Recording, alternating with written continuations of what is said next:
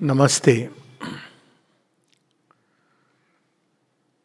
As the avatar of the new age, and as is the work of every avatar, it's a twofold work. One is to bring out the truths of the past, and the second is integrate it with the spirit of the future. So, this is how we can look at the entire range of Sri Aurobindo's works. On one side, he brings out the great glory of the past through his numerous writings, right up to volume 20, which is the Renaissance of India or the foundations of Indian culture. And then we see in the life divine, though in every work we see, even the Vedas, Upanishads, they are all connected to the future. The Gita connected to the future. So, but most characteristically in the life divine, we see this work of linking the past with the future, at the same time bringing in something new, which actually explains the past in a better light and the future in a much more clearer state. So, we can say in a certain sense that Sri Aurobindo is from the future. So, what it means is that every time the human consciousness grows, it brings in a new light. And in that new light, we can look at the present, we can look at the past, and we can understand our relation with the world, with ourselves, and with God. That's what philosophy is about. It's about exploring the relations of man with the world around him, exploring the relation of man with himself, and exploring the relation of man with God. So, these are the three basic things about philosophy. But ordinarily, philosophy hinges on a logical. There's a little difference between logic and philosophy, but by and large, it's a weaving or a climbing of thought towards higher and higher possibilities and ranges by based on certain observations, or sometimes even in its own right, thought can keep on extending itself in the mental world until it enters into a realm of abstraction. Well, if we are expecting that from the life divine, then that won't be correct, because Sri Aurobindo's, though the life divine not only is regarded as a monumental work of philosophy, in 1943 it was nominated for the Nobel Prize of Literature and by Francis Young husband.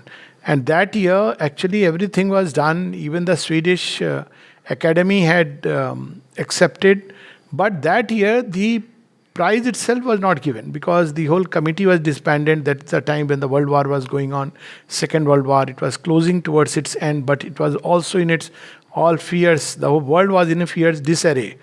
And then again in 1950, it was once again Sri Aurobindo was nominated both for literature as well as for peace. And again it was not accepted, which in a way is right both from two perspectives. One is to put Sri Aurobindo in the galaxy of either Nobel laureates or peace brokers, if I may say so. Sounds very. It's like actually to belittle him. When he was asked by one of the disciples that, "Sir, it seems the war is left behind in the past. This post 1944-45, of course." So it seems now, with this new era of peace starting and war being left behind in the past of mankind, the dreams of the life divine are likely to get true. What do you say? And the master replied that my views, the life divine is not dependent on any war. If anything, my views are quite the contrary. Meaning thereby war may be, even if war is necessary to establish the life divine upon earth, of course not war as we understand, it will be so. And indeed, in a certain sense, this war is a constant process within us. We climb from the past to the future, and in that process we have to struggle with our own ideas, conceptions, ways of life. Then only we can move toward the future. This is one of the difficulties that people face reading Sri Aurobindo, particularly the life divine, especially those of us who may have had the good fortune or misfortune of reading a lot of philosophy. At least I had read plenty of it. And fortunately, when Sri Aurobindo came, by then it was all washed away in agnosticism. But otherwise, what happens? We have a conception. So all the time when we are reading the life divine, we are thinking, oh, where is Shankara in it? Is he trying to refute Shankara? Is he trying to say something about Shankara? Because till the life divine, we see that he was established in the Indian setting as somebody who is the icon of spiritual metaphysics, physics, and philosophy. So there are people who asked Sri Aurobindo, even one of his close disciples like Charu Chandra Dutt and some others who wrote a review on the Life Divine and said that, the Life Divine is he argues against Shankara's position, and though he takes things from it, develops further.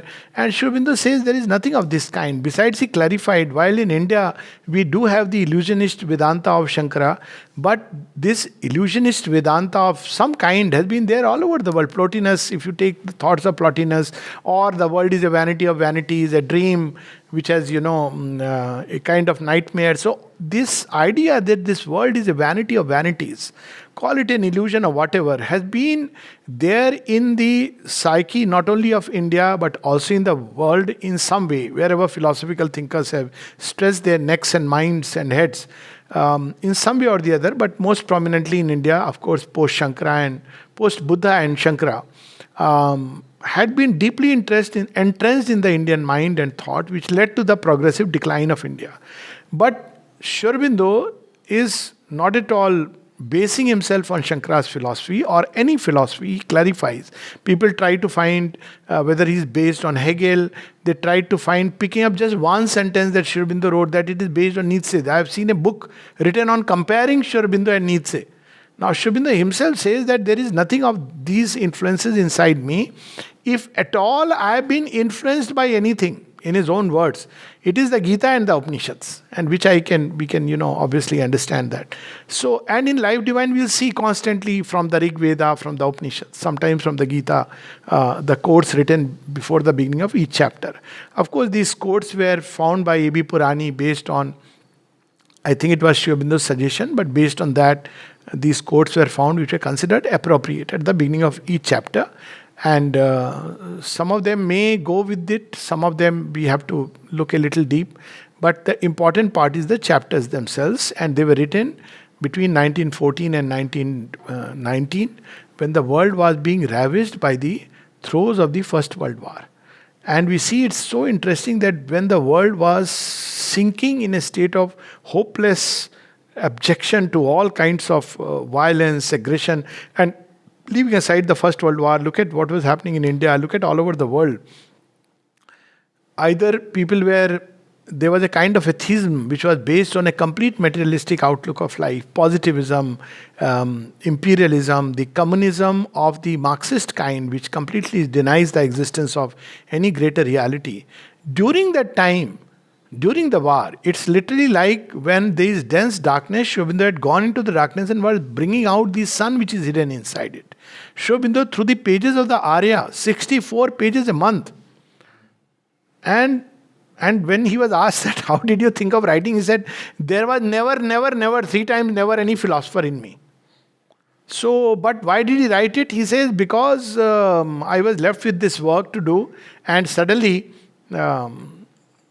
mother's husband had started, apparently, it was at the mother's inspiration, but they left after 9 months of starting this whole initiative from June, 21st June to, we can say, 7 months, 8 months. So he says, I was left with the entire blessed thing to do it all alone, single-handedly.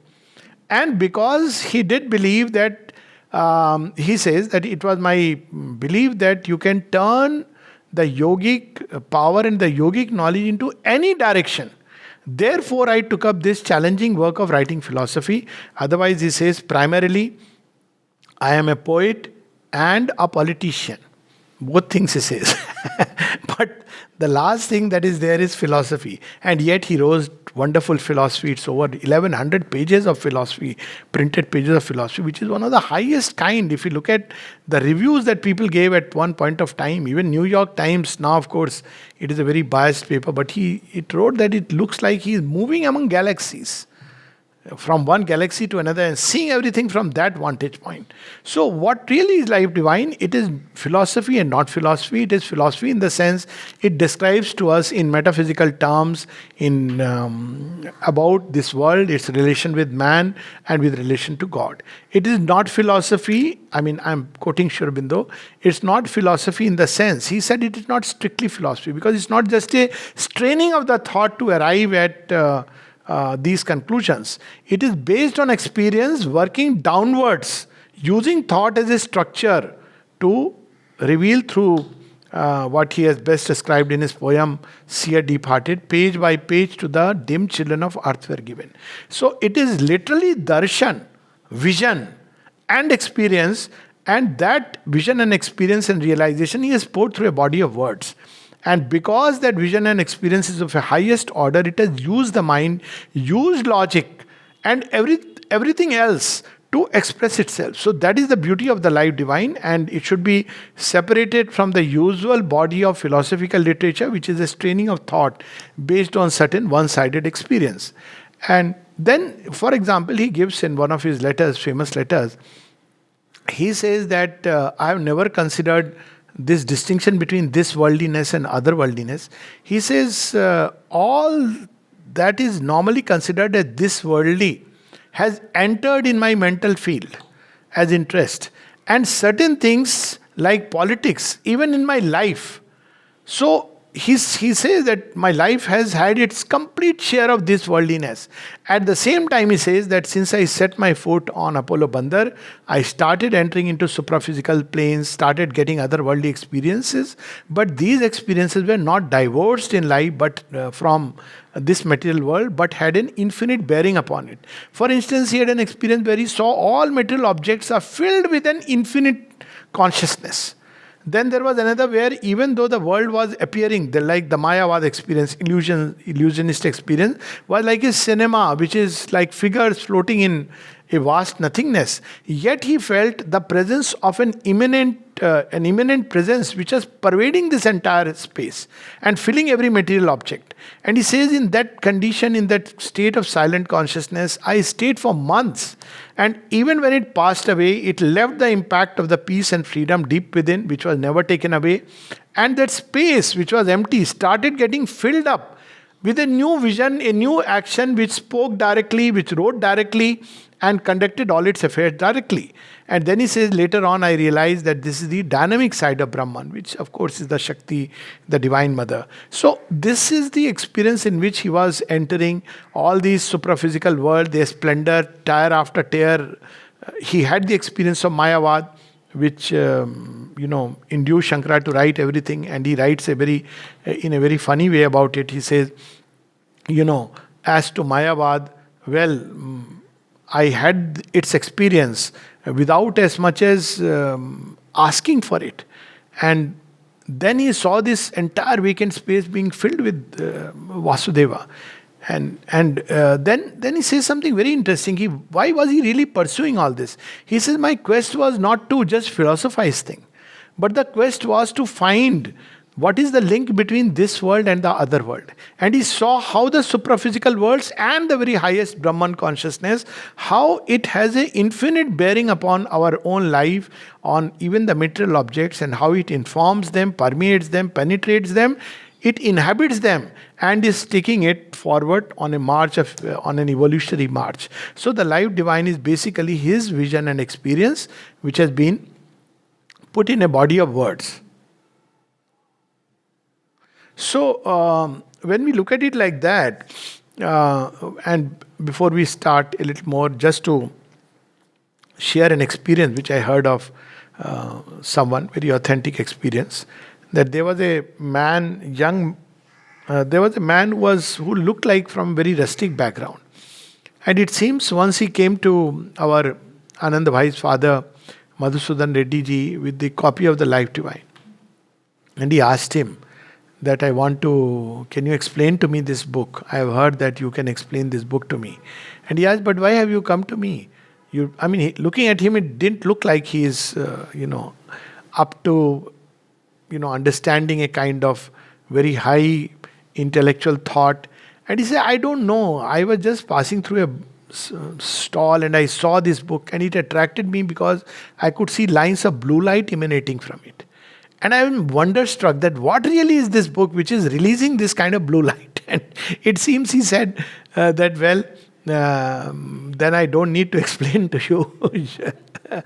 because you have gone beyond the need for understanding. Basically, that's how one should look at these works, not suddenly get ready for a mental gymnastics. One doesn't have to read Nimbark and Ramanuj and Dvait Advait and Visishta Dvait and Abhinav Gupta and Shankara and Hegel and Plotinus to understand the life divine. Better if one is not ready on any of these, because then you have a very clean ground. And then you receive it like this. Otherwise, all that we read starts passing through all these mental cobwebs, or if not cobwebs, through mental, that maze where you start from one end and you have to go right up to the end, and there are many such holes in which you enter. So we tend to understand that way. And so the best way is to quieten the mind and read it. There is this story of Amrita, two stories. Once he was reading the Arya, the life divine used to come there, and Sri Aurobindo, it seems, asked him that, what are you reading? He said, sir, the life divine. And then he looked up very innocently. He said, I don't understand anything. And Sri Aurobindo, Sri Aurobindo says, doesn't matter, you read it. The understanding will come later. And another story again about the life divine is same Amrita and two others, I have forgotten their names. They were reading the life divine, and mother was passing by up the staircase. And she asked, Amrita's room is right there. And she asked, Amrit, what are you doing? Mother, we are reading the life divine. What are you reading?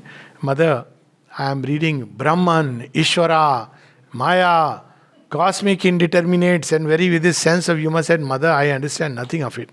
And mother seems gave a tap on all three, the head. And then she went up, and all of them were projected in the Brahman consciousness. After she came back, after half an hour, they're all transbound. And she brought them down. And she said, hey, I can give you this experience like this, but this is not what we are here for.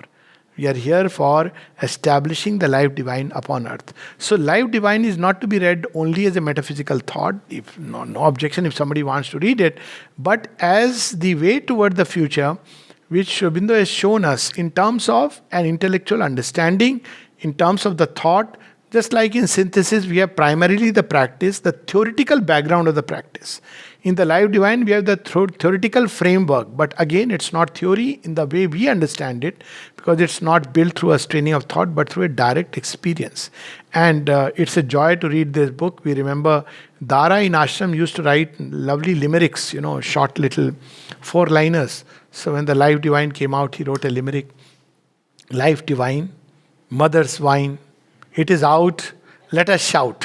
So there was, he used to write things like that Mother Almighty, where is my tea?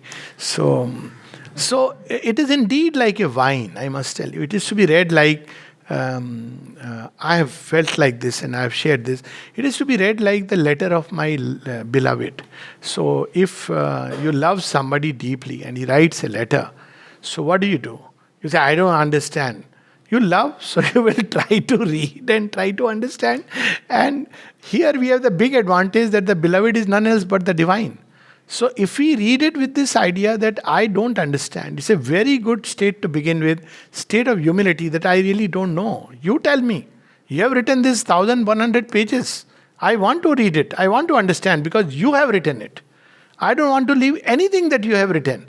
But you must make me understand. And I can assure, both from my own experience and experiences of many others, the understanding will come, develop, grow. And they are lines of light. And actually, if you really look at it, it's not a difficult book. Let me be very, very clear on this. There are some passages, some chapters which are difficult. But by and large, it flows very smoothly. The thought is, I know, some eyebrows, but fairly simple and direct. Because it's direct. Sri Aurobindo is not playing with words. It's very direct. When he says it is this, it is this. And when we look at it that way, it is so simple and direct. But still, if one wants to read the life divine in a way that it appears simple, then I would advise that please read Kant and Goethe, or in our own Shankaracharya's Vivek Chudamani and few others. You'll find it very simple because it's so direct. It's like literally showing us things. He's actually describing what he's seeing. One can see it, and based on what he's describing, he is giving us the logical links. That look, this is like this because of this. Look, this like this because of this. And you can connect. Like one of the Mahavakyas in the very first chapters, when he says, all problems of existences are fundamentally problems of harmony. Now, we never looked at it like that, but isn't it so true? What is abstract about it? It's, you see that, yes, from the health of my body to the cosmic management of the galaxies, to the way the atoms organize themselves, to the interpersonal relationships of man to man, everything ultimately is the problem of harmony. And then he would give us hope that it starts with a discord but ends up with a greater harmony, which makes it so simple, direct, clear, and we can connect it with our own experience of life. So this is the fundamental thing about the Life Divine, and of course it was written in two parts. It was released in two parts. It was revised extensively during the Second World War. So First World War was when it was born, Second World War when it grew up into its full stature. And it is Sri Aurobindo's wonderful gift to man. And as we can see, there are basically, you will see two books in it. The first book contains 28 chapters and the next book contains two parts where we again have 28 chapters. So it's a plan of 28 and 28. And in the first book, there is a description primarily of man.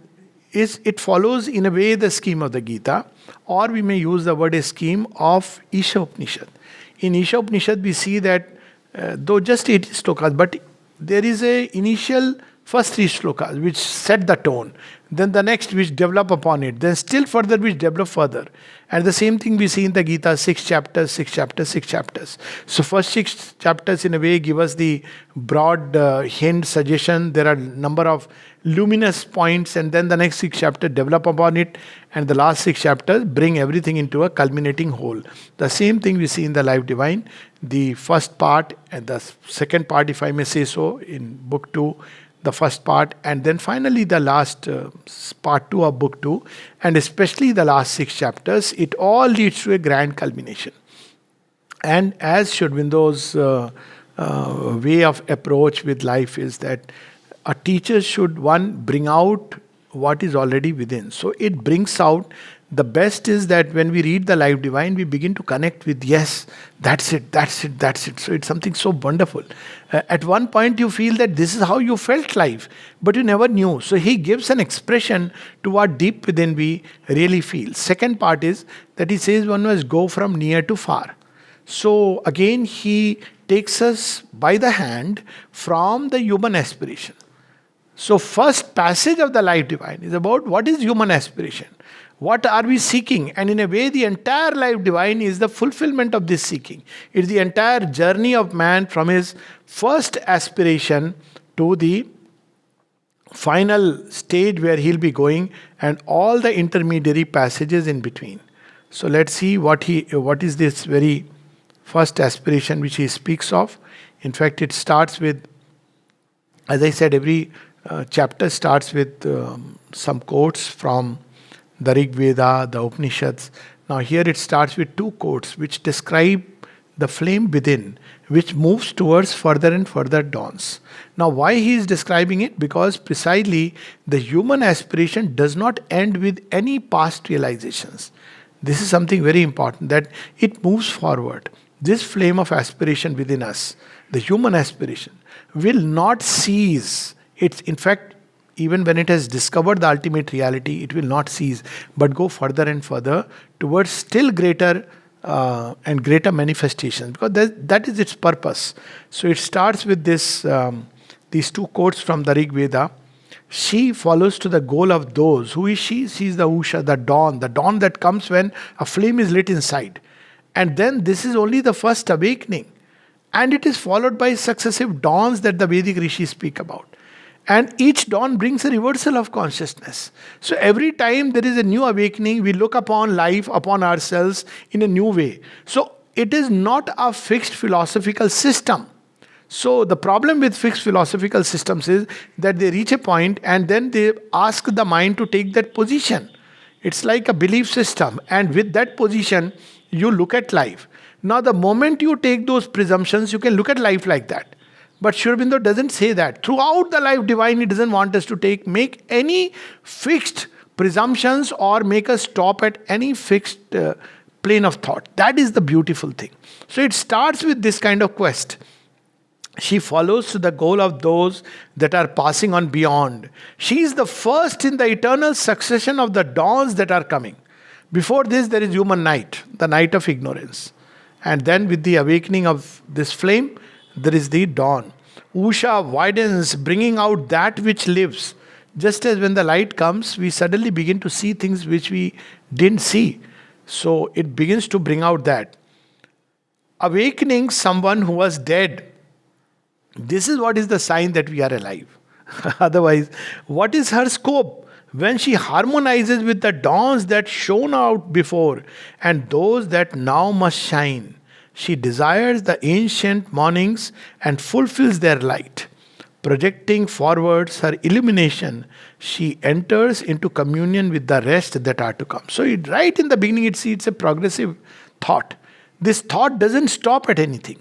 So, the third, Sri Aurobindo's thoughts on education is, third key idea is that anything should not be hammered into the mind. So again, nowhere in the life divine we'll see that he is arguing as a scholar on the basis of so and so said so, but this is the problem, there is the deficiency. He doesn't do that. It flows as if there is a progressive awakening taking place. And that is the beauty. And where does it stop? Well, it doesn't stop anywhere. It takes us to the gates of the infinity and opens the door to the infinite horizons that are waiting for us. And that's how I look at the life divine. It's like once one starts it, frankly, one can't stop it. At least I had a very small, very interesting incident about it. The life divine and Savitri used to be on my table during Air Force days. So once two people came and they had heard that I have some interest in spirituality, and that's how they understand. So they came and asked me that, "Sir, we have a Guruji and he gives this experience, that experience." I said, "It's not interesting to me, this experience and that experience. I'm not interested in that kind of thing. Yes, experiences come, that's fine." So he said, "No, sir, he'll be very happy if you come." He said, "Yes, I understand, but I won't be happy because I have not interested." He said, "Sir, what is your problem?" I said, "My problem is that I have these questions." So I raised my standard questions. I had quite a few stock questions from stalking me since adolescence. So I said, "These are my questions." He said, "Sir, these questions only God can answer." I said, "Exactly. So God has answered for me." He said, "How, sir?" He thought that suddenly inside God came and answered like Moses' 10 commandments. I said, "See here, you see this book, The Life Divine and Savitri, God has answered these questions for me." And literally every question that one can ever raise, whether it be question about what life is, where is it taking us, questions on rebirth, what about the other worlds? Do they exist? And if they exist, what is their bearing upon us? What really is God? What is this reality? Is it extra cosmic as we are told that God is sitting out there? Or is it immanent within creation? Or is it both and something else also? What really this cosmos is? Is there a mind which is dreaming out these various objects of creation, a cosmic mind? What is Maya? What is Ishvara? What is that primal state of indeterminate out of which determinisms proceed in creation? What really is supermind? The creator. How does it create? How does he create? Is it like arbitrarily that 6 days God created and 7th day he took rest? Or is there a way to understand the ways of the creator? And what is really knowledge? What is ignorance? What is evil? The problem of evil. Normally we see traditional theories turning it upon ourselves. God made this world wonderful. Man came and spoilt it. As if man was consulted before making the world. And as if man has such a say in it that the entire buck goes to man. So in Life Divine we see the divine saying that, well, I am the originator and the buck will stop with me. So he takes the full responsibility and full account. Nowhere have I found in any spiritual literature a ultimate reconciliation between the divine and the undivine. It is just, this is the last reconciliation of thought. Everything else we can reconcile. But when it comes to reconciling between the divine and the undivine, it's very difficult. There is a real resistance. What is inconscience? What really is involution? How does evolution take place? Even to a person who is purely interested in scientific understanding, we will see a great meaning in it. Also, he puts everybody in its own place.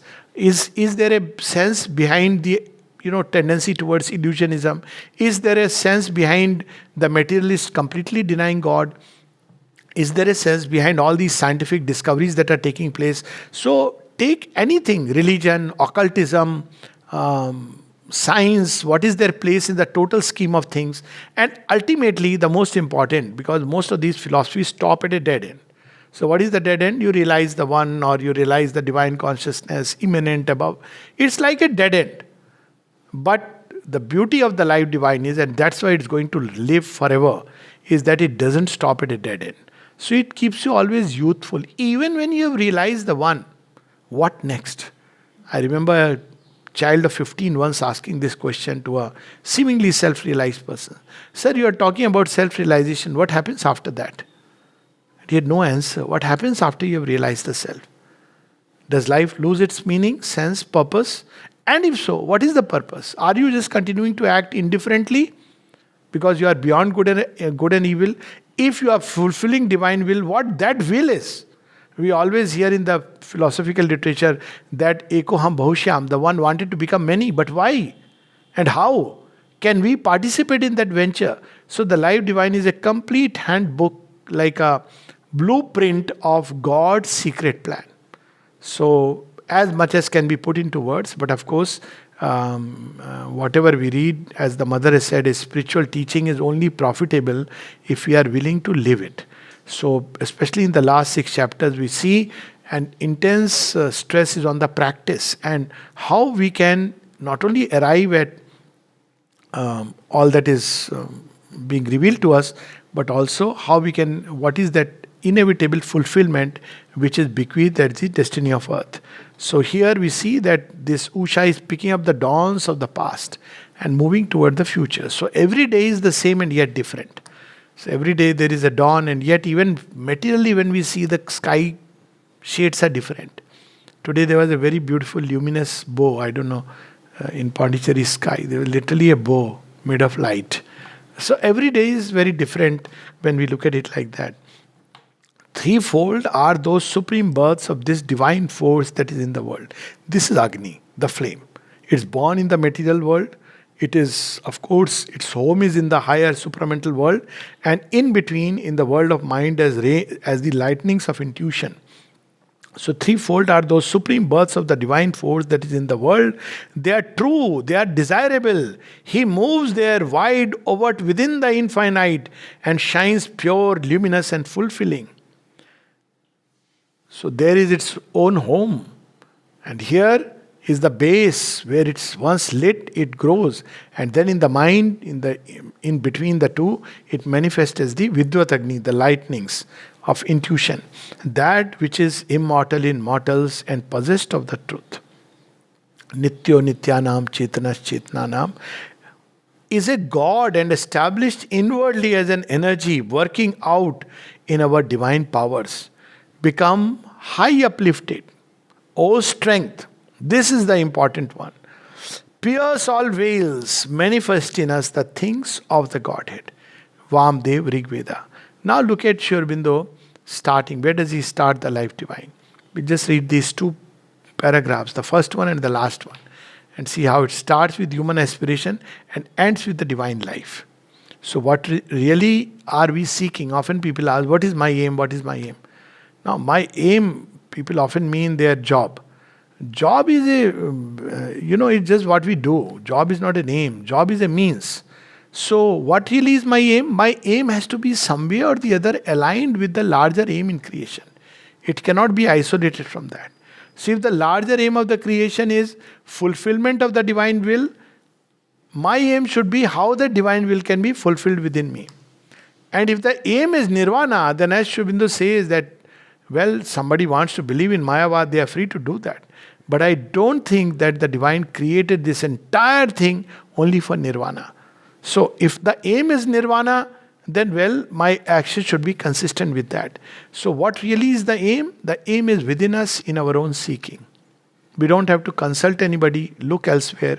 What is this aim? The earliest preoccupation of man in his awakened thought. So that's where when she comes alive.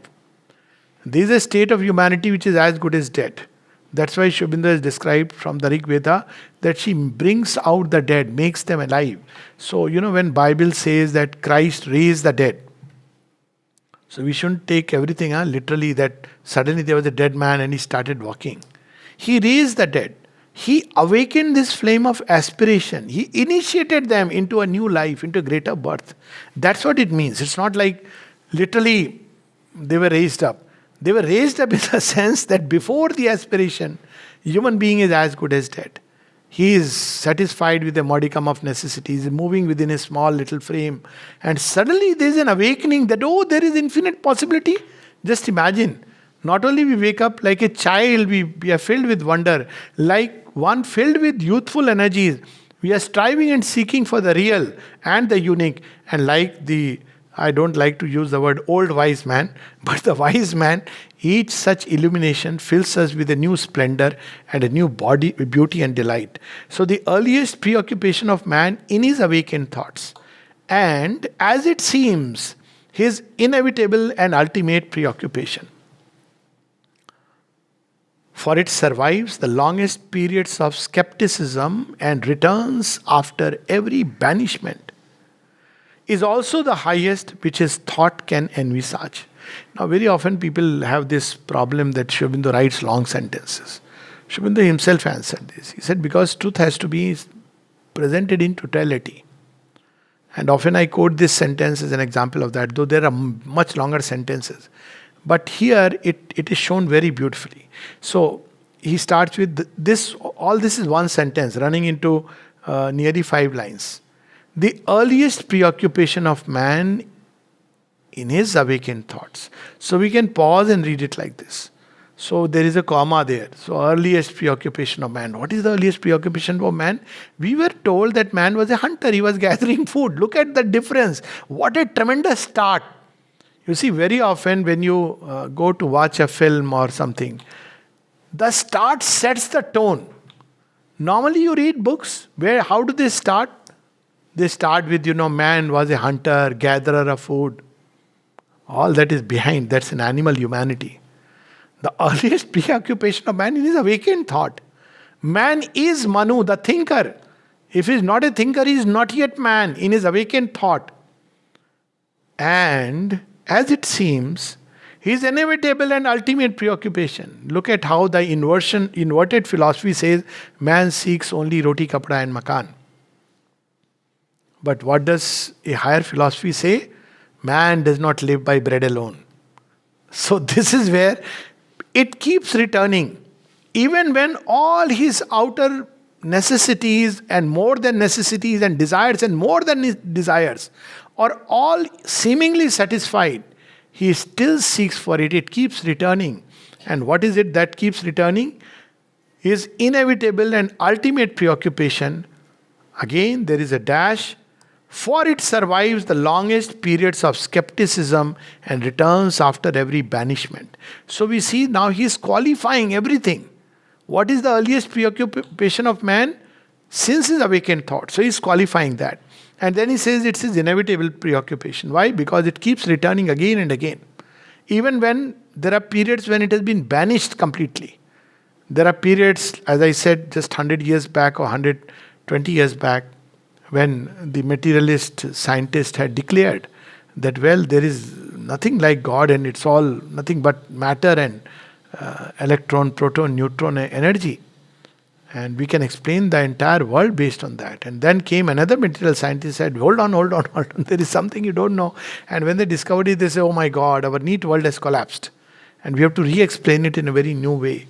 So it keeps returning after every banishment, skepticism and denial. Every banishment is also the highest which his thought can envisage. So this first preoccupation of man is the highest that he has ever envisaged. All else is in between. And what is that? He says it manifests itself as the divinization, as the divination of Godhead. It has to be divined within us. It's not a technique through which divination, there is God within us. It's an intuitive sense within through which we divine that there is a Godhead within us and we approach Him, divination of Godhead. The impulse towards perfection, the cause of source of so much stress and strain in life, because the moment we develop at every level, we want perfection. It's inbuilt in human nature. Lot of conflicts are only because of this. Often because we want my partner to be perfect and the partner wants I should be perfect. But both of them want according to their idea of perfection that the other person should be perfect. But this is a subconscious yoga. Truly speaking, we are seeking a perfection.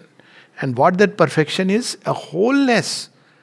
Every human aspect must be lifted to its ultimate truth, possibility, and they all must form an integral whole. That's what is perfection which we are seeking. The search after pure truth and unmixed bliss. We get truths, but not the one truth. And we get joy, pleasure, and pain, but not that unmixed bliss. The sense of a secret immortality. Always deep within us. See, it's connected with life. It's not something about thought. We all, like Yudhishthir's Kim Ascharyam, that question the Yaksh put him. Kim Ascharyam, what is the most surprising thing? And Yudhishthir says that every day we see human beings die, but we believe we are immortal. And we all, without an exception, when we say, tomorrow we are having live divine class, everything has been presumed, including that we are going to be breathing. Of course, we must breathe. But this is inbuilt within us. We just forget death. And at one place, Sri Aurobindo says, because you are there, men forget to die. Because deep within us, there is this secret immortality. So this Kimashcharam is not a Nirashavadi thing. You see, death is the reality. Human beings forget it. It actually is that because within us we carry the secret sense of immortality, therefore we forget to die. We live as if we will live forever, and we act as if we live forever. Of course, under the shadow of death, it comes as a spur and whiplash. The ancient dawns of human knowledge have left us their witness to this to this constant aspiration. Constant. We read the Vedas, the Upanishads. Of course, in other literature also, we see this sense of immortality when we read some of these Greek literature, Gilgamesh, the Epic of Gilgamesh. It's very fascinating story about search for immortality. If you see some of the Egyptian legends, we'll see that they are describing Lord Vishnu. Almost even the terms are very simple. And I have this, this is of course my own idea, it may not be. So, idea means based on some kind of that there is a god called Nilesh. Now, who is Nilesh? Nilesh is the Lord Vishnu, and Nile, today we call it Nile. So, this entire civilization there, which was developed upon an idea of Lord Vishnu, the Aditya, and we have this god Ra, who is none else but the sun. So, we have this everywhere, this seeking, ancient seeking. Now, was it primitive? Well, if it was primitive, everything primitive has gone, but the seeking, if anything, has come back redoubled in man. Has the seeking gone away? No. If anything, this itself is the proof that there is something which exists. Because all else is gone. All the outer, we don't know whether actually Arjuna was there or not with his Gandhi and, with capacity of those missiles and all. We don't know whether actually Rama walked the forest. I'm saying that the outer historical details may or may not be found. But the seeking is the same, which we see the Vedic rishis when they chanted in Brihadaranya, Asado ma sadgamya, tamso ma jyotirgamya, mrityor ma amritam gamya. It is still the same. It has survived the entire onslaught of civilizations. So here it is that this comes back.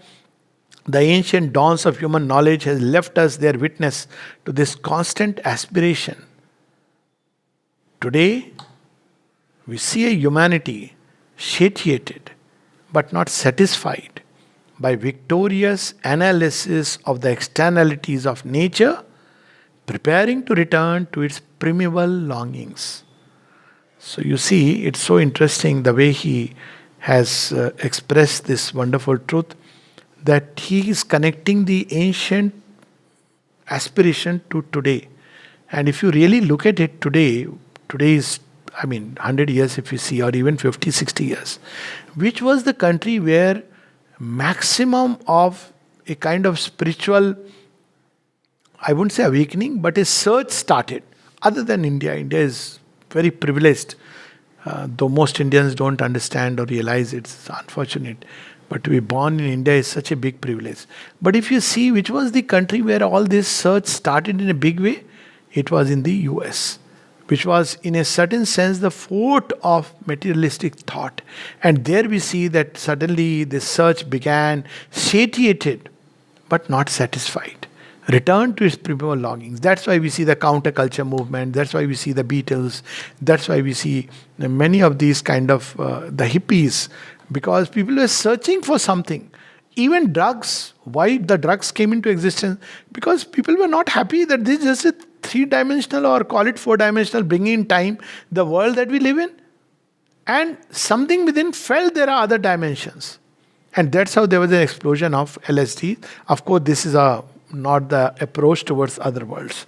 But it did release the rational barriers of could be, could not be, maybe, may not be, and open the doors to a kind of experience. Aldous Huxley calls it doors of perception, heaven and hell. A very different kind of perception. Certainly, this is not only not the way, but dangerous, and one should never even look in at that side. But all this was because it was satiated, but not satisfied. It was in a golden cage. The bird wanted to fly. You can make a bird live in a golden cage. But what does the bird want? It wants to come alive and fly. I remember speaking to some very big industry magnates in, a place. They had arranged in a big hotel, 7-star, and all these magnates from that continent had come. And totally typical club setting where they're all sitting on tables to eat, and somebody wants you to speak 15 minutes on something about Sri Aurobindo. And it was quite a repugnant atmosphere. And there I saw in the corner they had painted this lovebird, and it was painted, and then there was a cage around. I said, this is a perfect symbol. I said, look here, this is our state, that there is this bird of paradise within us, but it is not alive and it is in a cage. So it's not happy being, what does a bird want? You may tell us you are so nice, give it everything, food to eat. It will say, parrot will say, everything that you feed to the parrot. But what does it really want? It wants to open itself to the vast expanse of the blue.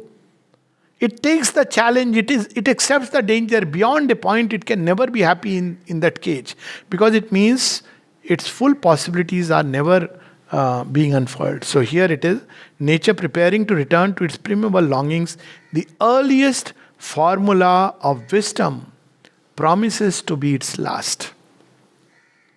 God, light, freedom, immortality. Doesn't matter. God is a word. We may not use the word God. We may not even use the word divine. We may say an eternal perfection. We may say a transcendent state. We may say a permanent of Buddhas. We may say Advait, one without a second. Doesn't matter. But an ultimate reality. Man cannot be satisfied without discovering it. Light. And then freedom, of course, we know that we all seek freedom. Immortality. In various ways, man seeks it. And then he agrees that, if we look at human life, it seems to be the complete denial of these possibilities. But these denials are the ways through which nature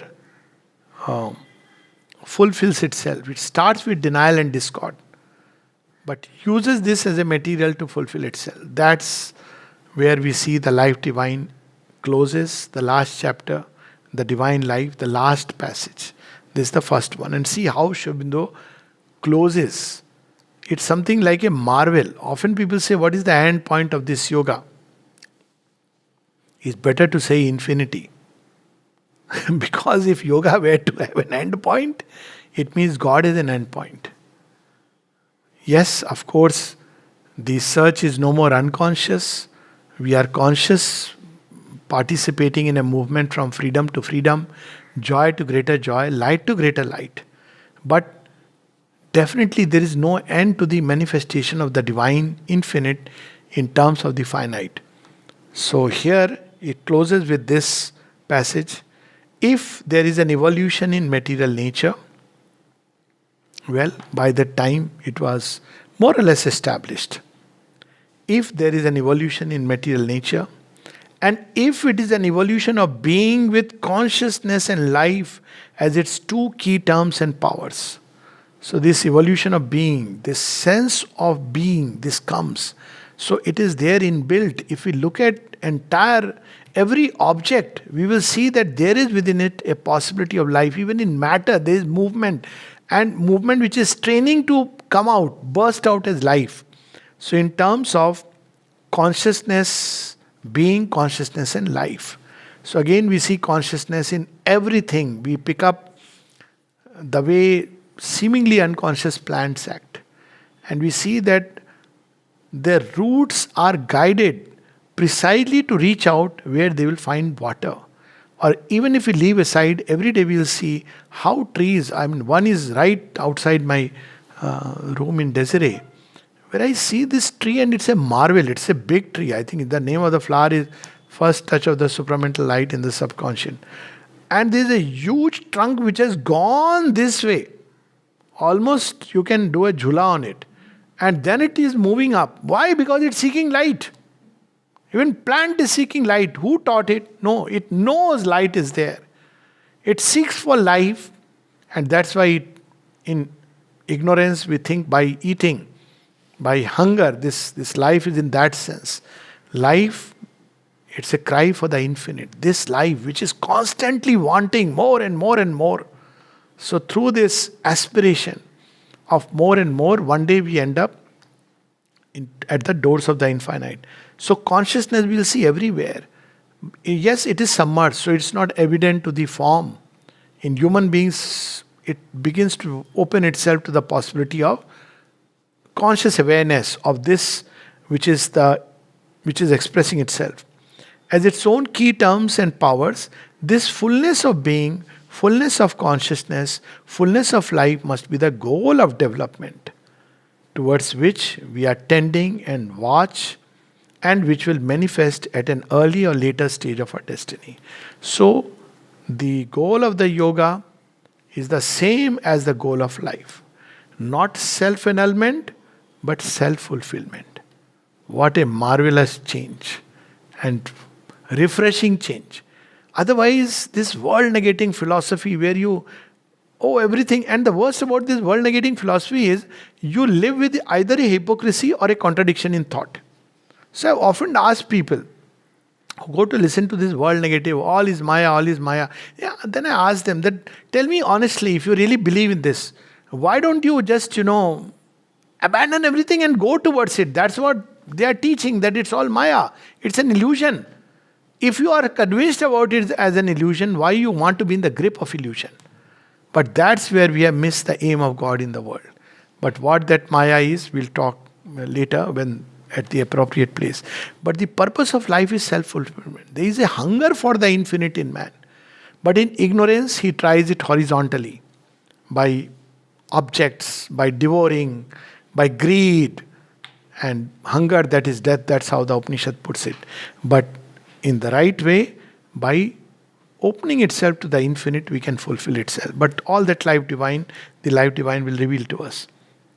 But to start with, he gives us something so beautiful, that the aim of life is to fulfill itself, and it can only fulfill itself by discovering and bringing out the divine which is hidden behind life. The origin of life is divine, not some, ignorant titan or asura has made it. Its origin is divine, and therefore its destiny is to become divine. In between is all the different types of levels through which life climbs. So it's our destiny. The self, the spirit, the reality that is disclosing itself out of the first inconscience of life and matter would evolve its complete truth of being and consciousness in that life and matter. So if life has climbed from the void to man, already in man we can see glimpses of the sage and the saint and the seer. That means it is our inevitable destiny to become that in all the completeness and fullness. That is the logic. It would return to itself, or if its end as an individual is to return into its absolute, it could make that return also, not through a frustration of life, but through a spiritual completeness of itself in life. Because the goal of divine body was, Sri Aurobindo foresaw it as a far off goal. So he says that to some it may be a fantasy, but divine life is possible right away. Divine body is a much longer process. So that's why he said, even if there is a return, it should be through fullness of being, not through an annulment, not through an impoverishment, not through a constriction.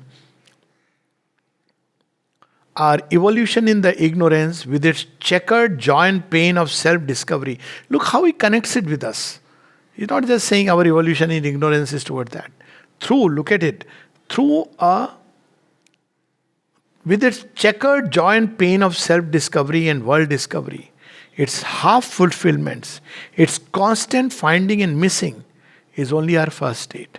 What a beautiful way he's describing us. We think we have found and we lose it. We think, oh, this is the one for whom my heart has waited for long, and it's taken away.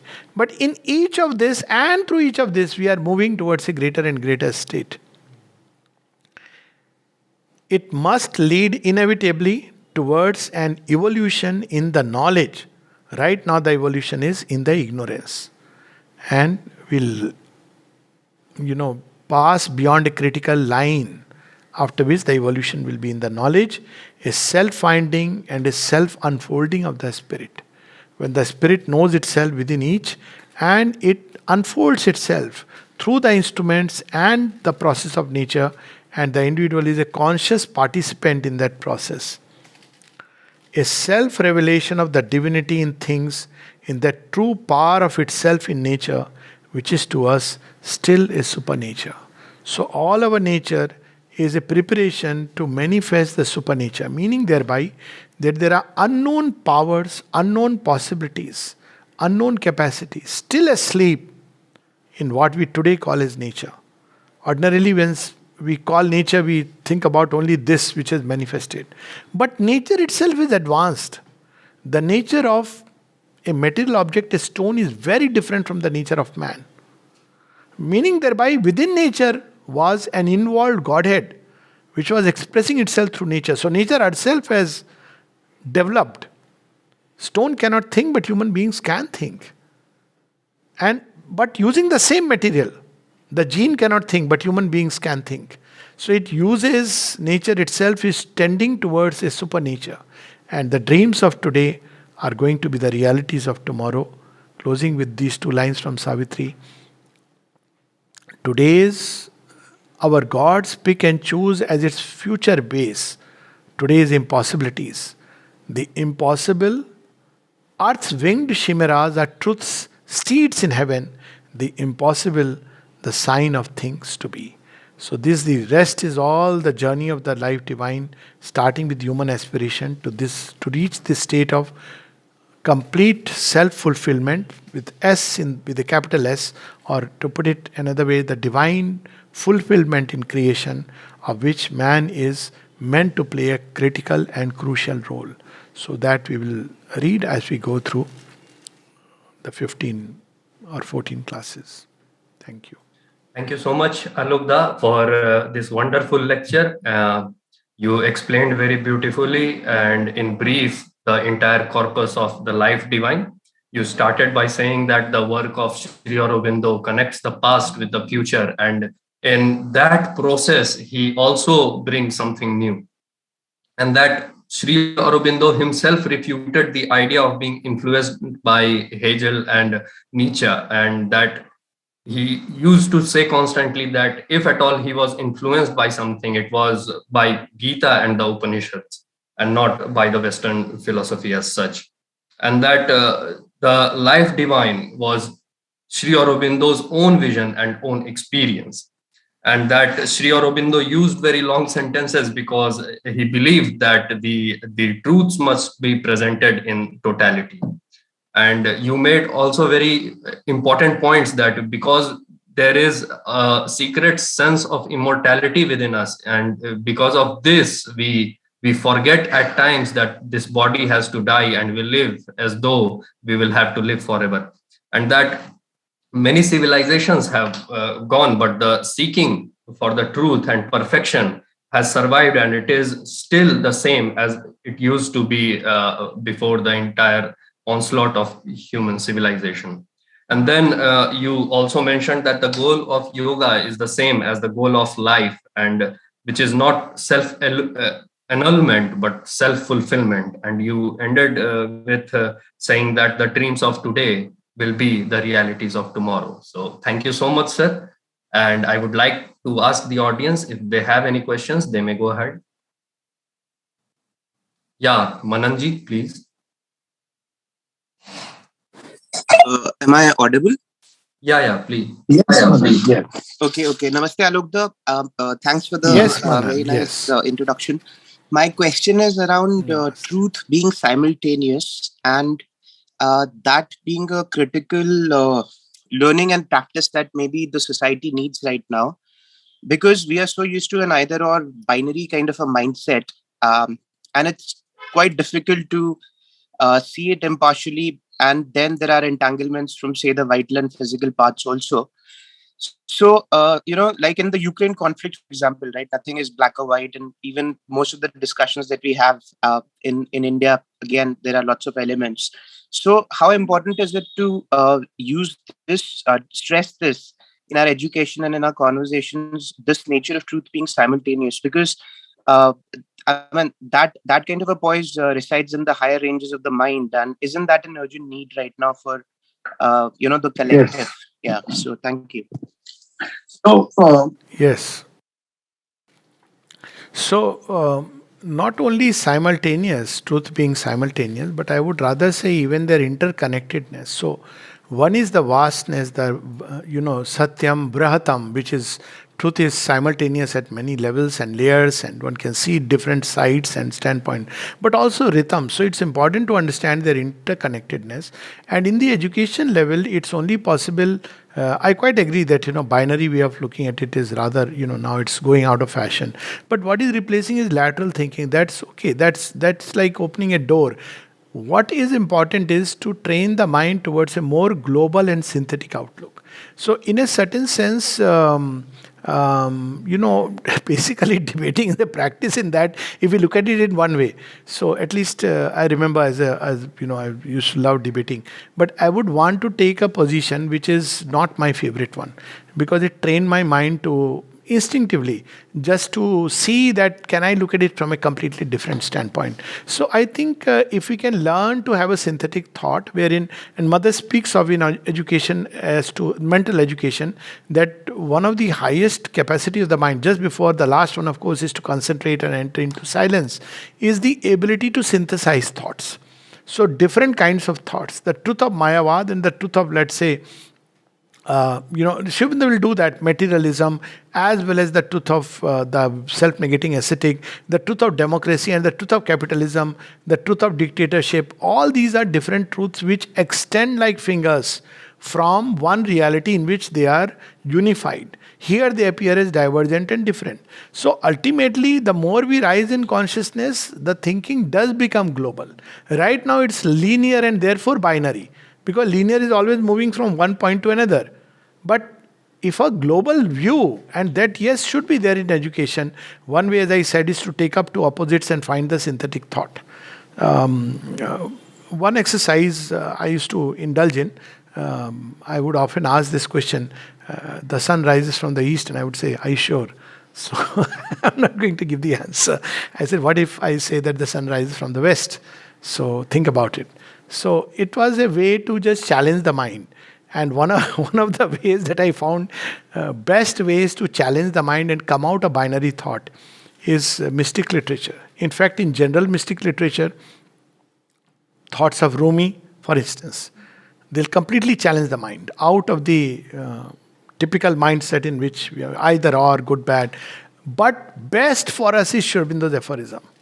They completely shake the mind out of its binary outlook. Like you were mentioning about the war, you see, Sri Aurobindo at one point says, when Europeans wage a war, it is something like righteousness.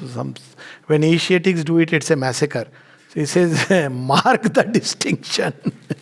So we must learn to look at every angle and different sides of truth. I'm talking about mental level. At a spiritual level, highest level, it's all self-evident, so there is no need. But even then, it must express itself in a language which is complete and comprehensive. So quite in agreement with that. And education system, I think they are in some way trying it. Probably they should incorporate. Yeah. Yeah, Nilima ji, please go ahead. Namaste, Alokda. Wonderful, Namaste, wonderful as glad to always. see you. You briefly touched on a subject. I think you were referring to the use of plant medicine these days for going through, you say, trauma recovery, and it's become so widely available. Marijuana as a medical thing, and so on. So curious, what you feel, what have Mother and Sri Aurobindo said about, so many spiritual teachers today are saying it's okay to work with these. So I'm curious what Mother and Sri Aurobindo have said. Well, with regard to, plant products is one thing, there are synthetic products also. So, like Ayuska, which you are mentioning right now. So, the problem is that, yes, on one side, they can and they do, like Coleridge. So they may open a kind of door which is otherwise very tightly shut, because we are shut in the box of reason and analysis. So we don't perceive many things because reason says they don't exist and our senses say that they are not there. And therefore they open the door. But most often than not, they open the doors into, because see, the other world is not just the other world. It's a many, many layered rainbow colored world. And when we enter into it, we don't know which range have we fallen into. And generally, depending on the consciousness, we gravitate into that world. So, number one, the problem is that supposing somebody is leading a life, so these things were practiced by those who were practicing inner purity. And with inner purity and tapas, one really didn't need this aid, except maybe sometimes as a very small, creating a little opening. But the big problem is that without that state of inner purity, somebody is leading a life which is, by purity I don't mean just moral purity, etc., but something else. So, if this door was opened suddenly, one is living with greed, fear, anger, and one opens the door through the intake of these drugs, 99.9% will be projected into the lower vital worlds. I've seen this with patients, clients who have come to me. So it's definitely very dangerous. And in that 1% in whom maybe 0.1%, the door may open, no doubt about that. As I said, Coleridge Kubla Khan is one example. But is it real? It's called as Kashti Samadhi in the Upanishads. But is it really worth it trying that? Because given the risk of the contours of the other worlds, which are very, very, they are intermediate world where death walks wearing the robe of deathless life. So one should be very careful trying out these things. Third, the goal is never otherworldly. See, that's the beauty. The goal is to integrate the divine, which is beyond all the worlds and yet is in all the worlds, with this material life. So our feet should be like, to use the Vedic image, one like the swan whose one feet is on ground and the other is in the heaven. In between is all the intermediary world. In the Vedas, there is something which comes in one of the passages in the Life Divine as one of the quotes, that you will find truth only at two places. One is above, in its own home, and the second is in matter. In between, in mind and life, you don't find it, because they are all mixtures, they are all half-truths. So, half-truths can become very dangerous because we lose hold on this reality and not find the other. But yes, there have been experiments, at least in the Western context. What these things did was that because yoga and all this truth of yoga, they caught it very often with the wrong end. So these things came up and they did that much good that they opened the doors to alternate perception. So they broke this mental barrier that matter is the sole reality. To that extent, yes. But with regard to cannabis use in especially CBD in chronic pain and all, that's a different thing. And I have a feeling it acts through mechanisms other than what we normally understand. But that's a little more technical subject. But I do believe that pain sensation, like everything else, is like a habitual response of the body. And if you can turn it away from that, you can cut it down. I practiced it, but without taking without taking cannabis, and it's possible to cut the pain from the spot right up to the head while it is traveling purely by stilling the consciousness. But it's very difficult to do it if pain is anywhere around the head, in the eye, the tooth, because it's very close. The passage is very short. But much more easy to do it in the limbs and extremities, or even in the abdomen, to an extent in the heart, though even there the nerves are very active.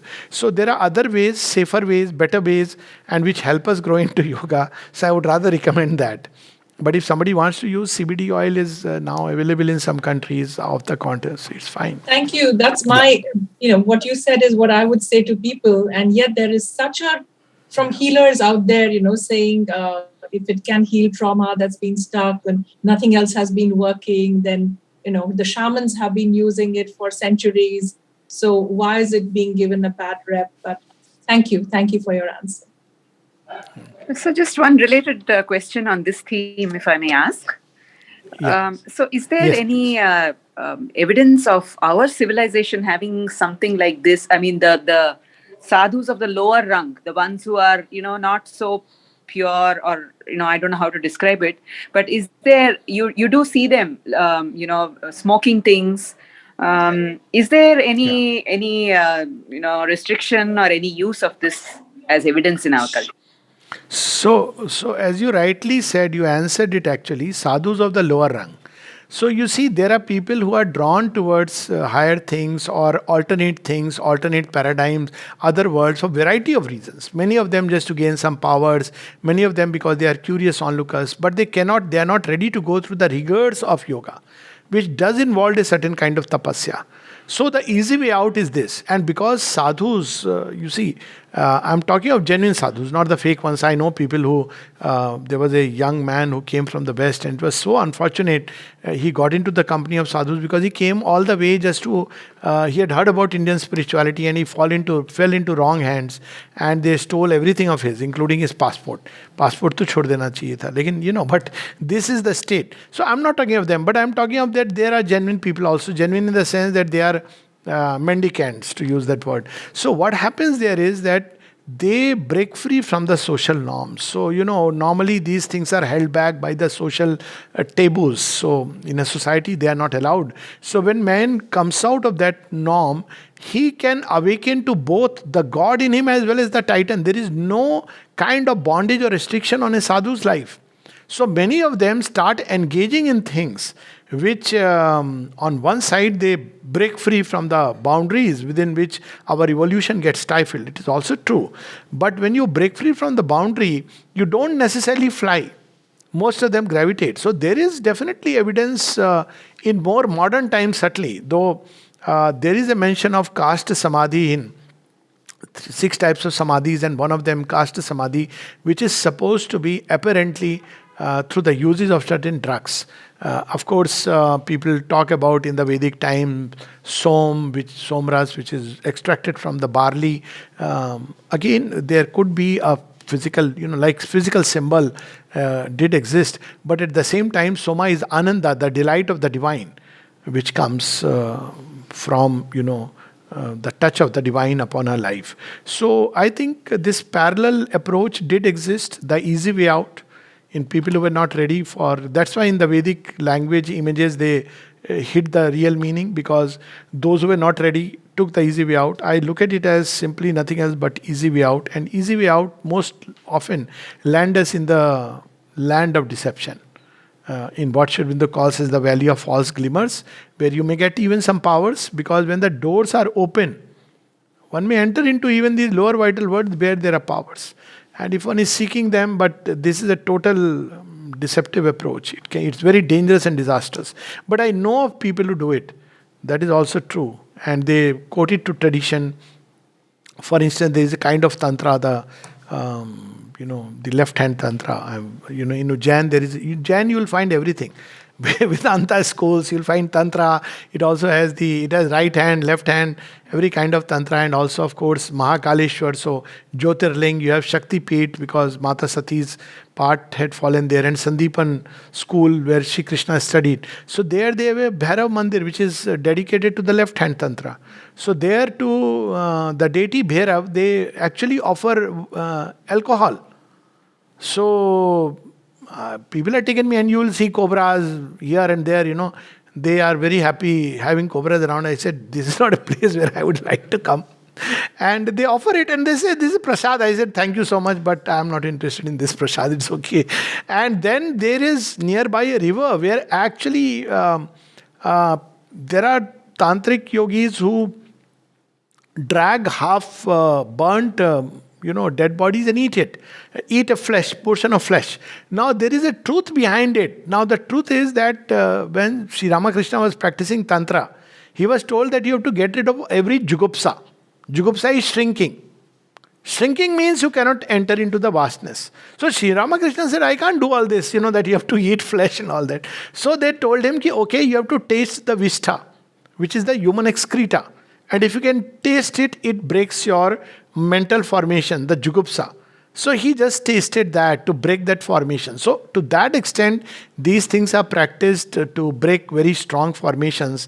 And that's what we see. That's why probably the youth of today takes to these things, because there is in them this urge to break from the rational, standardized scheme of things. Sri Aurobindo describes it in Savitri in Kingdoms of the Greater Mind. The lesser mind, the little mind, where toward the end they want to break free. So they try these things. But this is not the path. They need to be educated that this is not the way to go about it. So there is a kind of parallel tradition, which we don't know since when. People quote it like barley plant for soma. But that's not the truth that is really revealed in the real scriptures. The Vedas don't speak about it, but this is one of the interpretations people have drawn, and I draw a parallel just for one more moment, is in Greek mythology. So in Greek, not mythology, in Greek mystic literature, we had these Dionysians. So Dionysus and Bacchus, they were in contrast with Apollonians. Apollonians were very like Jnana yogis, rational way they were approaching. Dionysians and Bacchus followers were like Tantra. So they had this Ananda Marg.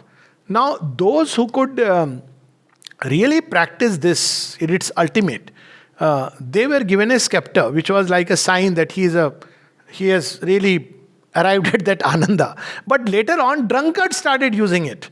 They just felt that, any which way I am going to experience this joy and delight. So later on, the Dionysians, felt like anything. But look at, in Savitri, Sri Aurobindo speaks about them as Dionysian cup of joy when he speaks about the new creation. So same thing happened. There's been a parallel approach which I feel is an easy way out, and you can draw it from the mystic literature in the sense, if you look at it outwardly, like cow. Cow is the outward symbol of the outer cow, but inwardly it is the symbol of the light. But with cow it works fine. But when it comes to drugs, soma, it doesn't work so well. But yes, it's true that what it does, these drugs do, they break us free from the paradigm or the neat world in which we are living, and therefore open us to a kind of alternate worlds, which in my view should not be tried or experimented, because it's very dangerous to do that. Sir, one last question for today. Participant is asking that I find Life Divine very difficult to understand, and I tried reading it but didn't understand anything. As you mentioned, we need to quieten the mind, but is there any other guidance to read and understand at least a bit of it? Yes, so reading the Life Divine, in fact, all of Sri Aurobindo's works, I would say, read a little at a time. Don't read it like especially the Life Divine. Those who are prepared, it may be because it's a difficult intellectual reading from one standpoint, or even the English is, of course, Cambridge English, so let's not forget that. So best is to, there are two ways. Best is to start with simpler works of Sri Aurobindo, where one gets into the thought, like especially I would suggest Letters on Yoga, Volume 1. So you will see the thought of the Life Divine given through letters. Second, one gets into contact with Sri Aurobindo's English. So that is another beautiful thing. And then when you get back to the life divine, it will be relatively easier. The second way is to get the mind habituated to metaphysical thought, as I said, reading Shankarite, etc. But it's a very long route once you have reached the life divine to go back to that. So the third is read just a little at a time. Read maybe just one paragraph or half a paragraph and reflect upon it and then continue. Doesn't matter, it's a lifetime program if one wants to make it. But let's not be in a hurry that I have to read one chapter, two chapter every day. It may be a little difficult. I mean, not for everyone, but in general, it's good to read just one passage at a time and stay quiet. Yes. Thank you so much, sir, for clarifying our doubts. With this, we have reached the end of today's discussion. We will observe a minute of silence and then we can call it a day.